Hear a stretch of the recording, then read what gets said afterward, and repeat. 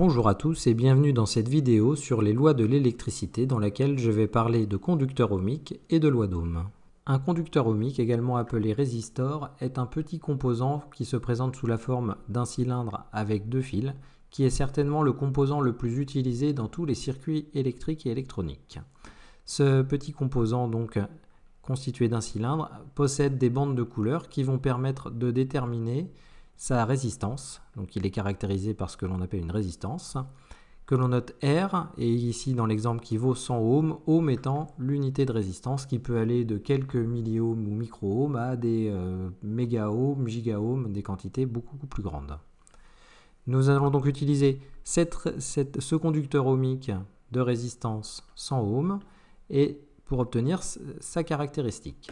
Donc j'ai placé ce conducteur ohmique dans un circuit avec un générateur de tension variable et j'ai relevé la tension à ces bornes et l'intensité qu'il traverse et les résultats sont répertoriés dans les tableaux suivants. Donc avec la tension ici, l'intensité mesurée à chaque fois avec la tension mesurée en volts et l'intensité mesurée en milliampères.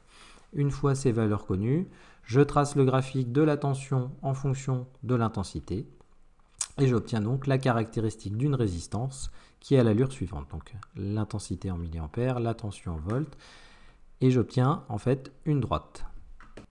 J'observe donc ici que la caractéristique d'un conducteur ohmique est une droite croissante qui passe par l'origine, ce qui veut donc dire que j'ai une relation linéaire ou relation de proportionnalité entre la tension aux bornes d'un conducteur ohmique et l'intensité du courant qui le traverse.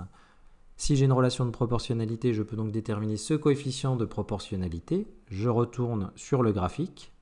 Sur mon graphique, je vais prendre un point particulier de la droite et je vais déterminer les coordonnées donc en abscisse et en ordonnée. Donc l'abscisse, elle est de 7,5 mA et en ordonnée, la tension est de 0,75 volts. Une fois ces grandeurs connues, je vais maintenant pouvoir déterminer la valeur du coefficient directeur ou coefficient de proportionnalité.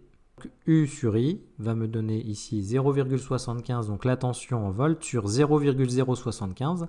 J'ai passé mon intensité de milliampères à ampères, ce qui me donne ici une valeur de 100. Et je retrouve une grandeur que je connais déjà, en fait, qui correspond à la résistance du conducteur ohmique.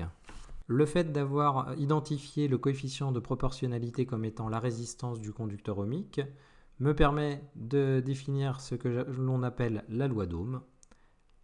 La loi d'Ohm sera donc la relation U qui est égale à R fois I, avec U, la tension aux bornes du conducteur ohmique qui se mesure en volts, I, l'intensité du courant qui traverse le conducteur ohmique en ampères, et enfin R, la résistance du conducteur ohmique, qui se mesure en ohm, donc de symbole oméga majuscule.